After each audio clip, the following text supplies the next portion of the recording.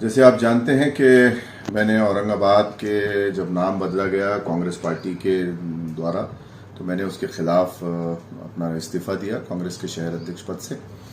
और ये लड़ाई मैंने पिछले 2 साल से हाई कोर्ट में लड़ी, अभी सुप्रीम कोर्ट में लड़ रहा हूँ। हालांकि इन पार्टियों के एजेंट्स के जरिए हमको हमारी याचिका को नुकसान पहुंचाकर उनका एजेंडा पूरा करने की भी पूरी कोशिश की गई, फिर भी हमने हार नहीं मानी है।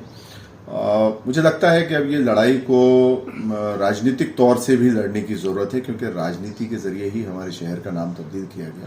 मुझे कई पार्टियों से ऑफर था, लेकिन मुझे पता है कि इन सभी पार्टियों का, चाहे खुले तौर पे हो चाहे अंदरूनी तौर पे हो, ये एजेंडा हो चुका है, ये पॉलिसी इनकी बन चुकी है कि इस शहर का नाम तब्दील करके अब संभाजीनगर कर देना चाहिए।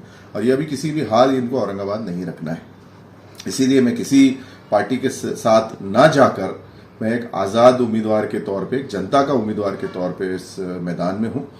और मेरी सोच है कि अगर जनता मुझ पे विश्वास जताती है, मुझे साथ देती है कि आप जिस तरीके से मैंने हाईकोर्ट में लड़ाई लड़ी, उसी तरीके से अगर जनता मुझे अपना एक नुमाइंदा के तौर पे भेजती है असेंबली के अंदर कि ये लड़ाई मैं राजनीतिक तौर पे लड़ूं, तो मैं जरूर असेंबली में जाके औरंगाबाद के नाम की लड़ाई राजनीतिक तौर से भी लड़ना चाहूंगा, ताकि इस शहर का और हमारी जो शिनाख्त है वो उसको बरकरार रखा जाए, उसका नाम जो है वो बरकरार रखा जाए सके।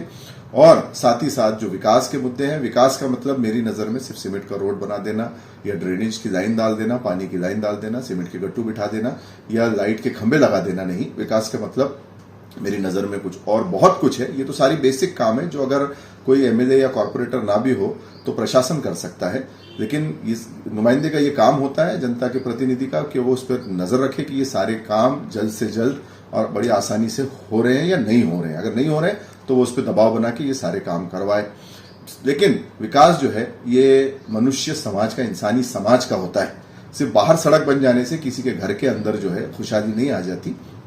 उससे कुछ उसकी मुसीबतें तो हल हो सकती है, लेकिन उसके घर के अंदर के जो मसले हैं, जैसे उसके बच्चों को रोजगार मिलना, उसके घर के अंदर जो सहूलतें हैं, जैसे उसका हेल्थ का जो उसकी स्वास्थ्य प्रॉब्लम्स हैं, वो सारे हल होना, उनके बच्चों को शिक्षा मिले, उनके बच्चों को लोगों के रोजगार मिले, यहाँ पे एक सेफ और हेल्दी वातावरण तैयार हो, माँ बेटियों के लिए एक सुरक्षित माहौल हो।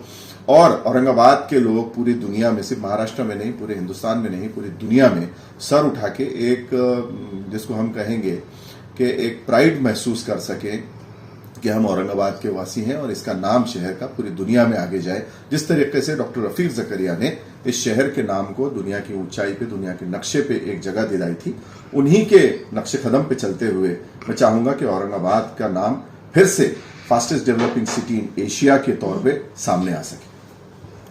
सर, हमारी जो मुसलमान जनता को ये बताइए कि एक एमएलए का, एक आमदार का काम क्या होता है, वो जनता की जो तो कैसी नुमाइंदगी करता है।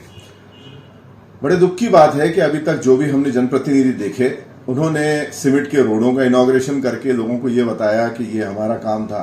उन्होंने कहीं पाइपलाइन का काम करके ये बताया, ड्रेनेज की लाइन्स का काम करके ये बताया कि ये हमारा काम था। तो मेरा ये मानना है कि एमएलएस का काम पॉलिसी बनाना होता है। असेंबली के अंदर जो बिल्स लाए जा रहे हैं, उन बिल्स को अगर वो जनता के या किसी समाज के विरोधी हैं तो उसके खिलाफ आवाज उठाना, उसके खिलाफ लड़ना ये होता है। और कुछ ऐसी चीजें, कुछ ऐसे पॉलिसीज बनाई जाए जिससे कि मुआशरे का फायदा हो, वो बिल्स पेश किए जाए। जैसे कि एक बिल की बात चल रही है कि माइनॉरिटी प्रोटेक्शन बिल, जिसमें माइनॉरिटीज के ऊपर जो अत्याचार हो रहे हैं उसको रोकने के लिए। दूसरी चीज जो बात चल रही है कि ब्लैस्फेमी, यानी जो किसी भी मजहबी शख्सियत के खिलाफ अगर कोई बदतमीजी या किसी कुछ बात करता है तो उसको कड़क से कड़क सजा मिलनी चाहिए, ये बिल। दूसरी चीज, ऐसी कुछ पॉलिसीज हो, जैसे कुछ क्लस्टर्स डिक्लेयर करना, जिससे हमारे पास के यहाँ के लोगों को फायदा मिले, रोजगार मिले। और कुछ ऐसे नए प्रोजेक्ट्स लाए जाएं जिससे इस शहर के आने वाली नस्लों को तक फायदा मिले। जैसे डॉक्टर रफीक जकरिया ने यहाँ चिकलठाने में एमआईडीसी लेके आए, जैकवाड़ी का उन्होंने डैम कायम करने में शंकरराव जी के साथ मिलकर बड़ा इंपॉर्टेंट काम किया, जिसकी वजह से आज औरंगाबाद जो है वो फलप रहा है, फल फूल रहा है। घाटी हॉस्पिटल डॉक्टर रफीक जकरिया साहब ने लाए। उसके बाद एयरपोर्ट जो है वो डॉक्टर साहब की देन है, सिडको डॉक्टर साहब की देन है, मौलाना आजाद कॉलेज डॉक्टर साहब की देन है। ये सारी चीजें जो है एक एमएलए की जिम्मेदारी होती है, ना कि कहीं झगड़ा हो गया और वो वहां जाके खड़े हो गया और कहा कि मैं तो बहुत एक्टिव हूं, ना कि कहीं कोई आग लग गई और वो जाके वहां खड़ा हो गया और कहा कि ये मैं बहुत एक्टिव हूं। ये सारे काम तो एक जनप्रतिनिधि होने के नाते आपको करने ही करने। और सिर्फ ये जो सड़क, बिजली, पानी, ये तो बुनियादी सहूलियात हैं, ये तो देना ही देना है।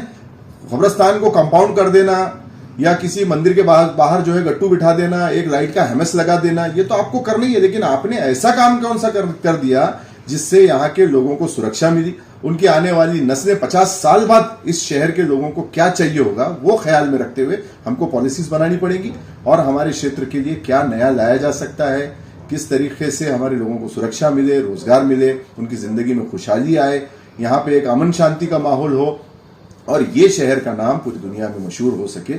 ये सारी चीजों पे एक हमको काम करने की जरूरत है और मैं कोशिश करूंगा कि अगर मेरी जनता, औरंगाबाद की जनता मुझ पे भरोसा दिलाती है, जताती है, तो मैं ये सारे काम करने की ख्वाहिश रखता हूँ।